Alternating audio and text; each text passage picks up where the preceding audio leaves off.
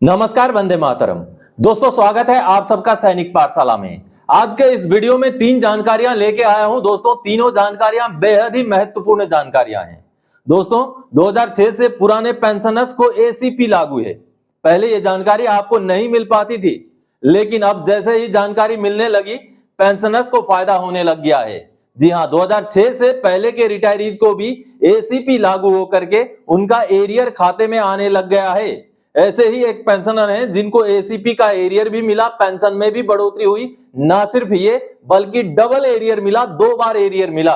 और केवल सैनिक पाठशाला से जुड़े रहने की वजह से, केवल और केवल सही कार्रवाई, सटीक जानकारी की वजह से इसकी जानकारी आगे दूंगा। इसके साथ ही साथ नोशनल इंक्रीमेंट को लेकर के बहुत सारे पेंशनर्स शंका में हैं, भ्रमित हैं।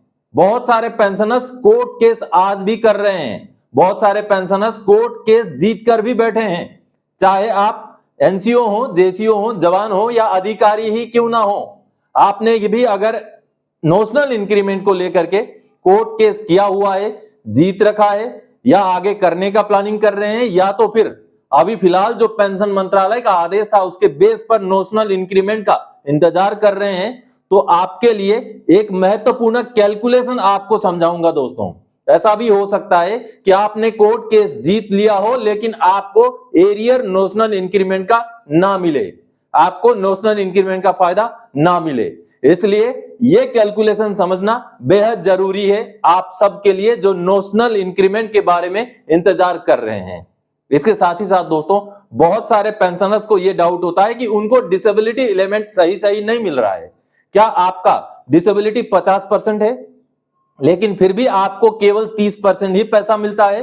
इस डाउट को भी आगे आज के वीडियो में क्लियर करूंगा। बहुत सारे पेंशनर्स ये भी पूछते हैं कि क्या फैमिली पेंशनर को भी कहीं किसी कंडीशन के बेस पर डिसेबिलिटी एलिमेंट मिलने का कोई चांस है? इस सवाल का भी जवाब आज के इस वीडियो में दूंगा। तो चलिए दोस्तों, इन्हीं विषयों को लेकर आगे बढ़ेंगे। आगे बढ़ने से पहले हमेशा की तरह मेरा आप सबसे आग्रह है, ये सामने के आंकड़े जो आप देख पा रहे हैं, अभी भी बहुत सारे पेंशनर्स ऐसे हैं, ऐसे व्यूअर्स हैं जो वीडियो तो देखते हैं लेकिन चैनल को अभी तक सब्सक्राइब नहीं किया है। तो उन सभी व्यूअर्स से मेरा आग्रह है, अगर आपने अभी तक चैनल को सब्सक्राइब नहीं किया है तो फटाफट से चैनल को सब्सक्राइब करें, ताकि आने वाले समय में सैनिक पाठशाला की महत्वपूर्ण सटीक जानकारियां निरंतर आप पाते रहें। तो चलिए अब आगे बढ़ते हैं दोस्तों।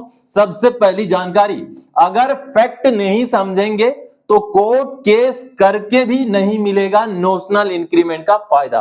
जी हां दोस्तों, बहुत सारे पेंशनर्स कोर्ट केस जीत के भी बैठे हैं, बहुत सारे आगे कोर्ट केस करने का मन भी बना रहे हैं, बहुत सारे पेंशन मंत्रालय का जो आदेश है उसके बेस पर नोशनल इंक्रीमेंट का इंतजार भी कर रहे हैं।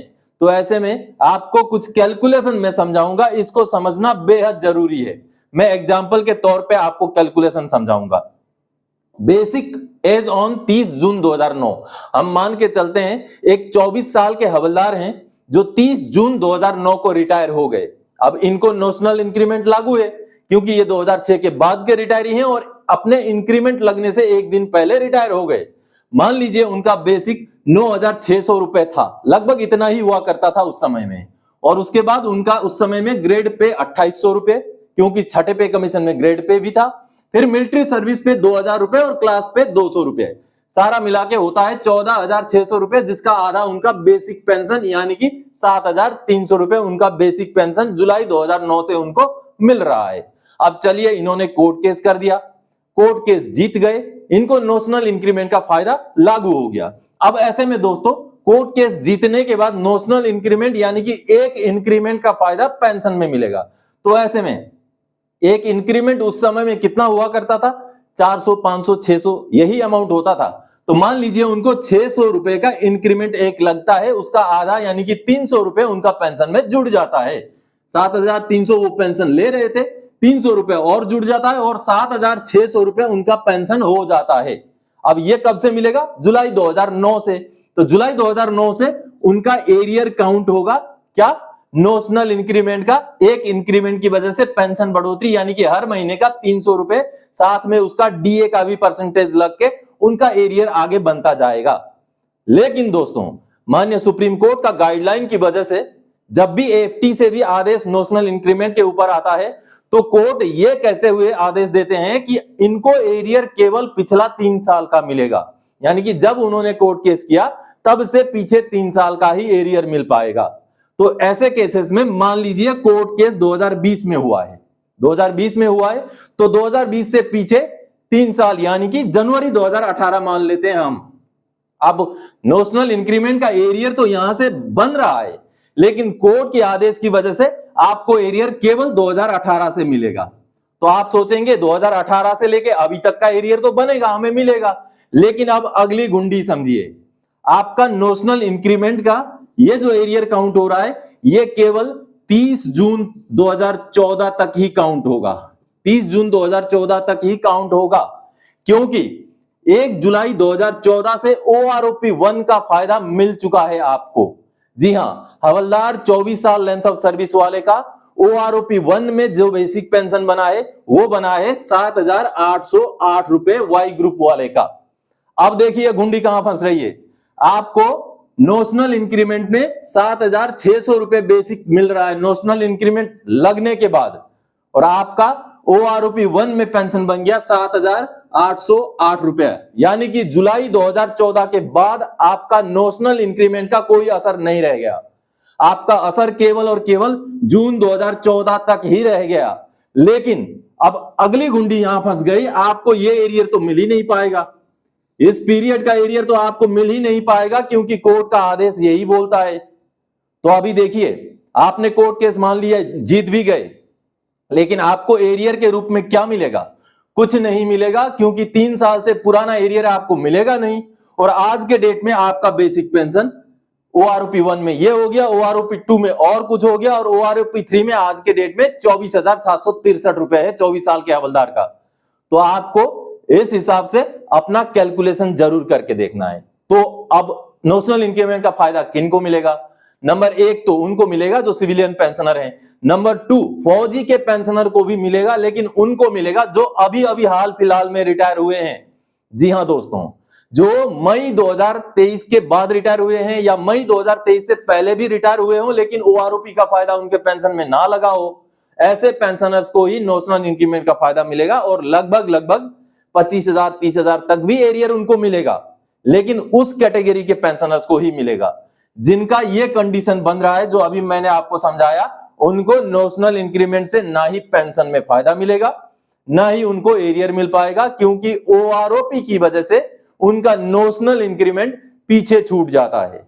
तो समझ गए होंगे, आप भी अगर कोर्ट केस का प्लानिंग कर रहे हैं या कर चुके हैं, जीत चुके हैं, तो इस कैलकुलेशन को एक बार जरूर समझिएगा।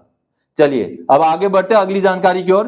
क्या आपको डिसेबिलिटी का पैसा 50% के बजाय केवल 30% ही मिल रहा है? कैसे बढ़ेगा ये? जी हां दोस्तों, सबसे पहले तो बता दूं, बहुत सारे पेंशनर्स, फैमिली पेंशनर्स ये पूछते हैं कि क्या फैमिली पेंशनर्स को डिसेबिलिटी एलिमेंट का फायदा लागू है? दोस्तों, डिसेबिलिटी एलिमेंट जो है वो फौजी के शरीर में हुए कमी पेशी चोट के वजह से दिया जाता है, कंपेंसेशन के रूप में, मुआवजे के रूप में, कि फौज में रहते हुए या फौज की वजह से आपको ये चोट लगी या आपको ये बीमारी हुई, जिसके लिए हम आपको जिंदगी भर के लिए इतना पैसा आपको देते हैं। जब वो शरीर ही नहीं रह जाता है तो उस डिसेबिलिटी एलिमेंट का आगे फैमिली पेंशनर को मिलने का कोई मतलब नहीं रहता, इसलिए फैमिली पेंशनर को डिसेबिलिटी एलिमेंट का कुछ फायदा नहीं मिलता है, यह आपको क्लियर हो जाना चाहिए। अब चलिए समझाता हूं कि क्या आपको 30% मिल रहा है या 50% मिल रहा है। क्या आपका पीपीओ में 50% लिखा हुआ होने के बावजूद भी आपको केवल 30% ही पैसा मिल रहा है?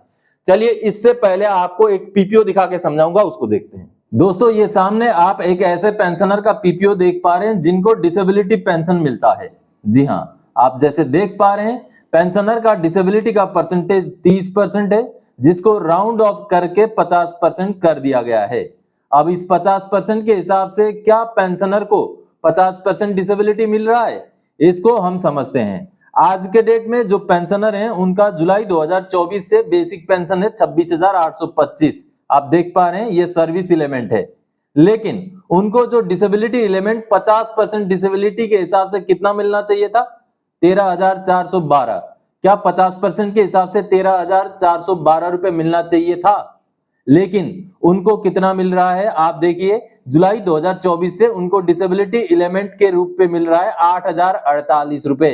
तो ये इनको 50% के हिसाब से 13,412 ना मिल करके 8,048 रुपए क्यों मिल रहा है, इसका कैलकुलेशन आगे समझाऊंगा मैं। और सामने आप कैलकुलेटर देखिए। अब इस कैलकुलेटर में जैसे ही हम 26,825 का 30% निकालते हैं तो वो अमाउंट आप देखिए वो बन रहा है 8,047 रुपए 50 पैसा, और उसको राउंड ऑफ करके 8,048 रुपए पेंशनर को दिया जा रहा है डिसेबिलिटी एलिमेंट के रूप पर, यानी कि पेंशनर को 30% ही मिल रहा है। तो क्या यह हकीकत है? क्या यही कैलकुलेशन है? क्या इन पेंशनर को 50% डिसेबिलिटी के बजाय केवल 30% के हिसाब से पैसा मिल रहा है? तो आप सबने पीपीओ देख करके आधी चीजें समझी। अब मैं आपको समझाता हूं।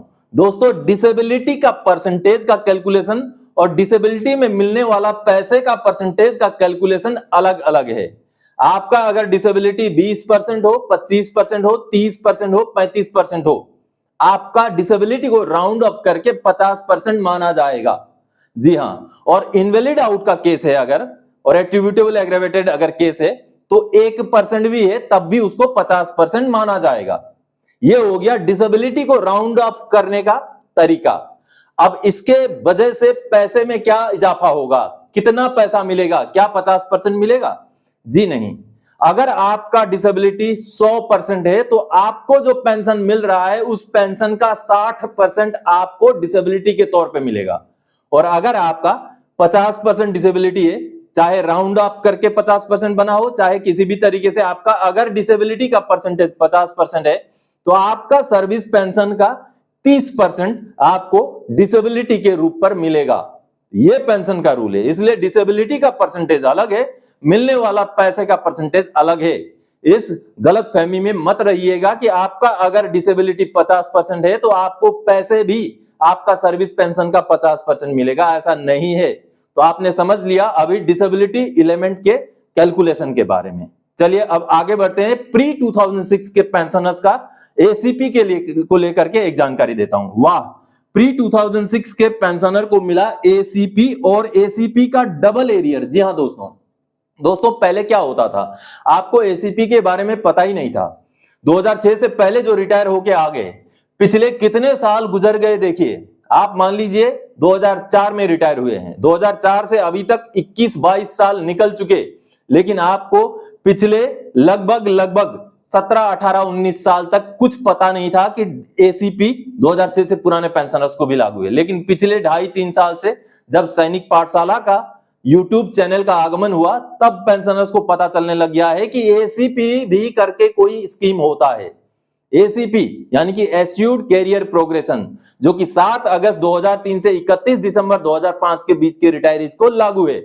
इसको लेकर के एक रिपोर्ट पीपीओ है, उसको दिखाता हूं, चलिए देखते हैं। दोस्तों, ये पीपीओ आपको दिखाते हुए मुझे बड़ी खुशी हो रही है, क्योंकि ये पीपीओ है 2006 से पहले के रिटायरी का, 31 जनवरी 2005 के रिटायरी जिनको एसीपी लागू होकर के पीपीओ जनरेट हुआ है।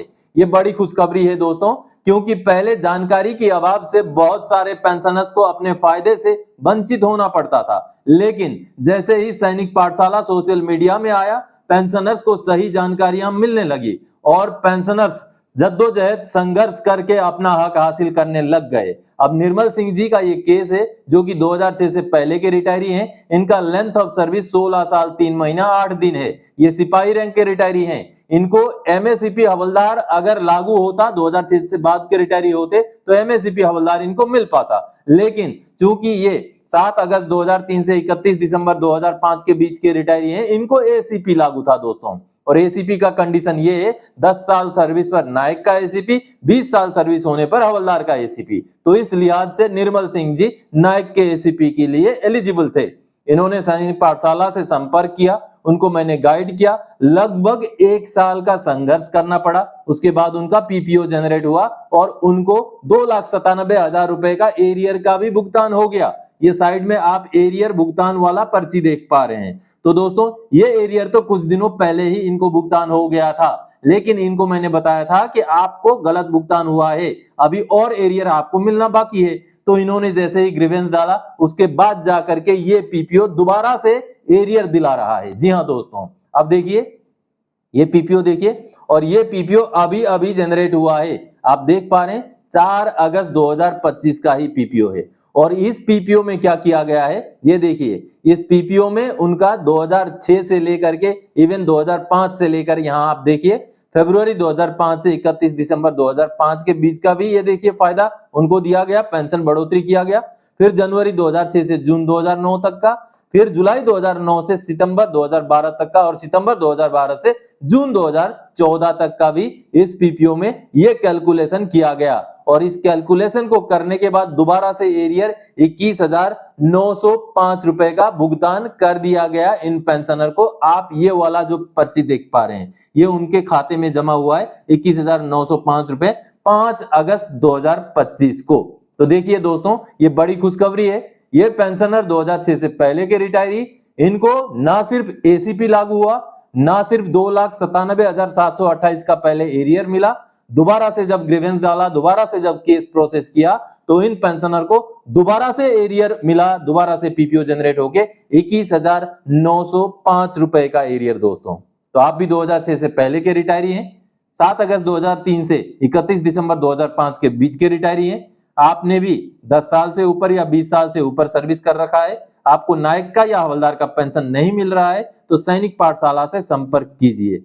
दोस्तों, मेरा व्हाट्सएप नंबर आपके पास है तो आप मुझे मैसेज कीजिए, व्हाट्सएप नंबर नहीं है तो आप चैनल को ज्वाइन कीजिए, आपको व्हाट्सएप नंबर मिलेगा, फिर आप मुझसे संपर्क कर सकते हैं। तो आप सबने देखा दोस्तों, पेंशनर का ना सिर्फ पेंशन में इजाफा हुआ, उनको डबल एरियर भी मिला, 2 बार मिला, क्योंकि पहले उनको गलत मिला था। पहले उनको जून 2014 से पहले का एरियर कैलकुलेट ही नहीं किया गया था, अब उनको वो एरियर भी कैलकुलेट करके 21,000 रुपए का एरियर का भुगतान दोबारा से कर दिया गया है दोस्तों। ये बड़ी बात है। 2006 से पुराने रिटायरी जिनको बहुत सारी चीजों में घाटा हो रहा है, उनको अगर थोड़ा सा ही सही, जिसको भी मिल रहा है, जिसको भी लागू है, उनको अगर मिल जाए सैनिक पाठशाला से जुड़ने की वजह से, तो मैं तो अपना काम पूरा मानूंगा दोस्तों। आप क्या समझते हैं सैनिक पाठशाला के बारे में? आपका क्या राय है? क्या आप बताना चाहते हैं? जरा कमेंट करके जरूर बताइएगा वीडियो में। तो दोस्तों, आज के इस वीडियो में इन्हीं जानकारियों के साथ आया था। आगे और कोई जानकारीदायक आपसे सरोकार रखने वाला विषय लेके मैं फिर से हाजिर हो जाऊंगा। तब तक के लिए जय हिंद दोस्तों।